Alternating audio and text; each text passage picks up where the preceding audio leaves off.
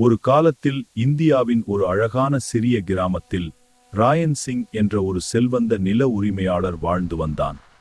அந்த கிராமம் பசுமையாக இருந்தது. காலையில் சூரியன் உதிக்கும் போது தங்கம் போல கதிர்க்கும் வயல்கள், பறவைகளின் இனிய குரல்கள், காற்றில் மிதக்கும் மண்ணின் மனம், இவையெல்லாம் அந்த இடத்துக்கு ஒரு தனி அழகு கொடுத்தன. அந்த கிராமத்தில் வாழ்ந்தவர்களுக்கு ராயன் சிங் ஒரு பெரிய மனிதர். அவனுடைய பெயரை கேட்டாலே மக்கள் மரியாதையுடன் பேசுவார்கள். ராயன் சிங்கின் வாழ்க்கை வெளியில் பார்த்தால் மிக சிறப்பாக இருந்தது. அவனுக்கு எண்ணற்ற நிலங்கள், செழித்து விளையும் பயிர்கள், இனிமையான பழங்களை கொடுக்கும் தோட்டங்கள், மேலும் பல வீடுகள் இருந்தன. அவன் மாளிகை அந்த கிராமத்தின் நடுவில் உயர்ந்து நின்றது. உயரமான சுவர்கள், அழகான தோட்டங்கள், நீரூற்றுகள் அனைத்தும் அவனுடைய செல்வத்தின் அடையாளமாக இருந்தன. அவன் அணிந்த உடைகள் நெகிழும் பட்டு, அவன் சாப்பிட்ட உணவுகள் அரசர்களுக்கே உரியவை. ஆனால் இந்த எல்லாவற்றுக்கும் பின்னால் அவன் மனதில் ஒரு அமைதியின்மை இருந்தது. அது யாருக்கும் தெரியாத ஒரு இரகசியம். பல ஆண்டுகளுக்கு முன்பு ராயன் சிங் இப்படி இல்லை. அவன் மிகவும் ஏழையாக இருந்தான்.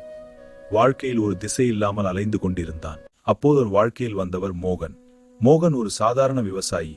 ஆனால் அவன் மனம் மிகவும் பெரியது. ஒரு நாள் பசிப்பட்டு கொண்டிருந்த ராயனை பார்த்த மோகன் அவனை வீட்டுக்கு அழைத்துச் சென்று உணவு கொடுத்தான்.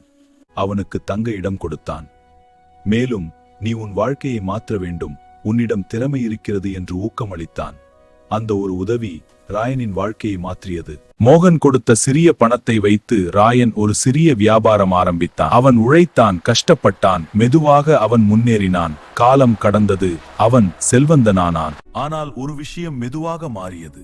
அவன் மனதில் இருந்த நன்றி உணர்வு. ஒரு காலத்தில் நான் உன்னை மறக்க மாட்டேன் என்று சொன்னவன் இன்று அந்த நினைவையே மறந்துவிட்டான். செல்வம் அதிகரிக்க அவன் மனதில் அகங்காரம் வளர்ந்தது.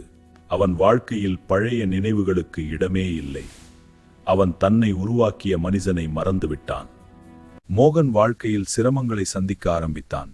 தொடர்ச்சியான வறட்சி, பயிர்களின் தோல்வி, கடன்கள் அனைத்தும் அவனை சோர்வடை செய்தன. அவன் குடும்பம் உணவுக்காக போராடியது. கடைசியில் அவன் நினைத்தான், நான் உதவியவன் இன்று பெரிய மனிதன், ஒருவேளை அவன் உதவுவான் என்ற நம்பிக்கையுடன் அவன் ராயன் சிங்கை பார்க்க முடிவு செய்தான். அவன் மாளிகை கதவின் முன் நின்றபோது அவன் மனதில் கலவையான உணர்வுகள், நம்பிக்கை, பயம், தயக்கம் அனைத்தும் ஒன்றாக இருந்தது. காவலர் உள்ளே சென்று செய்தி சொன்னபோது ராயன் சிங்கின் இதயம் வேகமாக துடித்தது. அவன் கடந்த காலம் அவன் முன் நின்றது. அவன் கொடுத்த வாக்குறுதி அவனை நோக்கி பார்த்தது. ஆனால் உண்மையை எதிர்கொள்ள அவனுக்கு தைரியம் இல்லை. நான் வீட்டில் இல்லை என்று சொல்லிவிடு என்றான் அவன். அந்த ஒரு பொய் அவன் வாழ்க்கையை மாற்றும் ஒரு தொடக்கமானது. மோகன் நம்பிக்கையுடன் வந்தான். ஆனால் ஏமாற்றத்துடன் திரும்பி சென்றான். அதன் பிறகு மோகன் பலமுறை வந்தான். ஒவ்வொரு முறையும் ராயன் சிங் புதிய காரணங்களை கண்டுபிடித்தான். அவன் வெளியில் செல்வதற்கே பயந்தான். அவன் மனதில் எப்போதும் ஒரு சுமை. இன்று அவன் வந்தால் என்ன செய்வேன் என்ற பயம். அவன் மகள் மீரா இதை கவனித்தாள். அவள் ஒரு நிர்பந்தமில்லாத குழந்தை. உண்மையை நேராக பார்க்கும் மனம் அவளுக்கு இருந்தது. அப்பா, அந்த மனிதர் யார்? ஏன் அவனை நீ எப்போதும் தவிர்க்கிறாய் என்று கேட்டாள். ராயன் சிங் ஒரு நிமிடம் மௌனமாக இருந்தான். அவன் மனதில் ஒரு போராட்டம் நடந்தது. ஆனால் அவன் உண்மையை சொல்லவில்லை. அவன் யாருமில்லை, ஒரு பிச்சைக்காரன் என்றான். அந்த வார்த்தைகள் அவன் வாயிலிருந்து வந்தபோதும் அவன் மனதை குத்தின. நாட்கள் மாதங்களாக மாறின. ராயன் சிங் வெளியில் சிரித்தாலும் உள்ளே அவன் அமைதியின்றி இருந்தான். அவன் செல்வம் அதிகமாக இருந்தாலும் அவன் மனம் காலியாக இருந்தது. உண்மையிலிருந்து ஓடுவது அவனை சோர்வடைய செய்தது. ஒரு இரவு கடும் புயல் அந்த கிராமத்தை தாக்கியது. மழை இடியுடன் கொட்டியது. காற்று மரங்களை கூட குலுக்கியது. அந்த நேரத்தில் ராயன் சிங் நகரத்திலிருந்து திரும்பி வந்து கொண்டிருந்தான். திடீரென்று அவன் வண்டி கட்டுப்பாட்டை இழந்தது. அது பள்ளத்தில் விழுந்தது. அவன் கால் கடுமையாக காயமடைந்தது. ஆனால் யாருக்கும் கேட்கவில்லை. அந்த இருளில், அந்த மழையில் அவன் தனியாக இருந்தான். அந்த நேரத்தில் தான் அவன் உணர்ந்தான், அவனுடைய செல்வம், அதிகாரம், மரியாதை இதெல்லாம் அவனை காப்பாற்ற முடியாது. அப்போது ஒரு சிறிய ஒளி அவன் கண்களில் பட்டது. அது மோகன். அந்த தருணம் ராயனின் வாழ்க்கையில் மிக முக்கியமானது. அவன் எதிர்பார்த்தது கோபம். ஆனால் மோகன் அமைதியாக அவனை தூக்கி தனது வீட்டிற்கு கொண்டு சென்றான். அவன் குடும்பம் ராயனை கவனித்தது. அவர்கள் தங்களிடம் இருந்த சிறியதை கூட பகிர்ந்தனர். அந்த இரவு ராயன் சிங் தூங்கவில்லை. அவன் மனதில் ஒரு மாற்றம் நடந்தது. நான் ஓடியது என்ன, நான் பயந்தது என்ன என்று அவன் யோசித்தான். அவன் புரிந்து கொண்டான். அவன் மோகனை அல்ல, அவன் சொந்த உண்மையை தான் தவிர்த்தான். காலை வந்தபோது ராயன் சிங் ஒரு புதிய மனிதன். அவன் கிராமத்தின் முன் நின்று தனது தவறுகளை ஒப்புக்கொண்டான். அவன் மனதில் இருந்த சுமை களைந்தது. அவன் மோகனிடம் மன்னிப்பு கேட்டான். அவன் தனது செல்வத்தின் பாதியை அவனுக்கு கொடுத்தான். ஆனால் அதைவிட முக்கியமானது, அவன் தனது மன அமைதியை மீண்டும் பெற்றான். அந்த நாளிலிருந்து அவன் வாழ்க்கை மாறியது. அவன் உண்மையை ஏற்றுக்கொண்டான். அவன் பயத்தை வென்றான். அவன் உணர்ந்தான், உண்மையை எதிர்கொள்வதுதான் உண்மையான தைரியம். பல ஆண்டுகள் கழித்து அவன் தனது மகளிடம் சொன்னான், உண்மை எப்போதும் நம்மை காத்திருக்கிறது. நாம் அதை மறந்தாலும் அது நம்மை மறக்காது. அதை எதிர்கொண்டால்தான் நமக்கு சுதந்திரம் கிடைக்கும். இந்த கதையின் ஆழமான பாடம், நாம் வாழ்க்கையில் பல விஷயங்களிலிருந்து ஓடலாம், ஆனால் உண்மையிலிருந்து ஓட முடியாது. அது எப்போதும் நம்மை பின்தொடரும். உண்மையை ஏற்றுக்கொள்ளும் தருணமே நம்முடைய வாழ்க்கையின் திருப்புமுனை. அது நம்மை சுதந்திரமாக மாற்றும். அது எப்போதும் நம்மை பின்தொடரும்.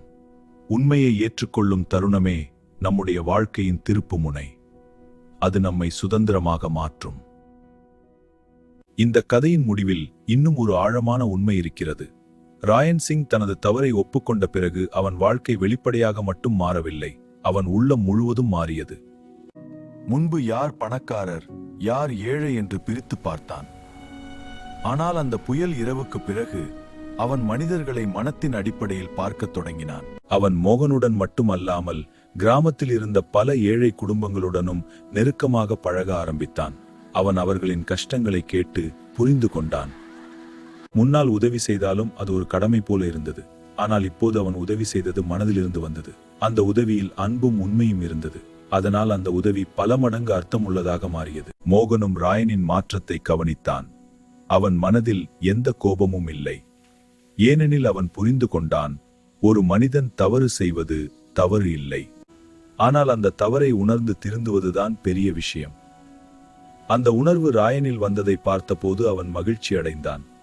இருவரின் நட்பு மீண்டும் மலர்ந்தது. இந்த முறை அது இன்னும் வலுவானதாக இருந்தது. ஏனெனில் அது உண்மையின் மீது கட்டப்பட்டது. காலப்போக்கில் ராயன் சிங் கிராமத்தில் ஒரு முன்னுதாரணமாக மாறினான்.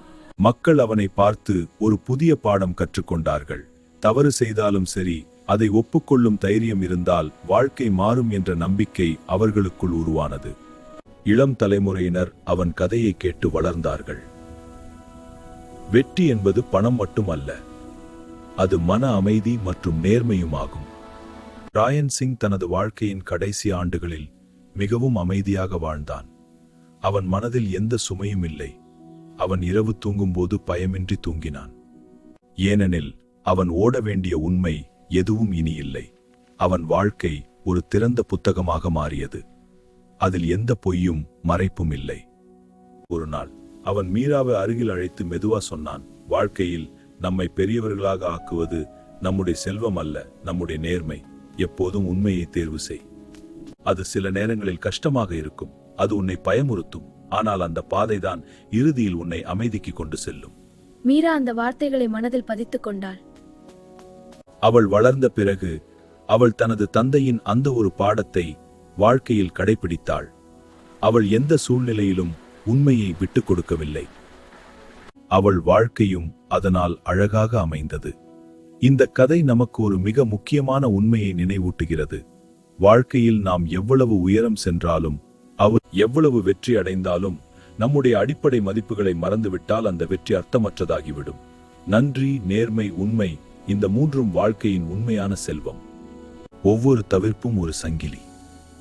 ஆனால் உண்மையை ஒப்புக்கொள்ளும் அந்த ஒரு தருணம் அந்த எல்லா சங்கிலிகளையும் உடைத்து நம்மை சுதந்திரமாக மாற்றும். ஒரு நிமிடம் நின்று உன்னையே கேள், நான் எதிலிருந்து ஓடுகிறேன்? அந்த கேள்விக்கு நீ உண்மையாக பதில் சொன்னால் நீ ஏற்கனவே பாதி வெற்றி பெற்று விட்டாய்.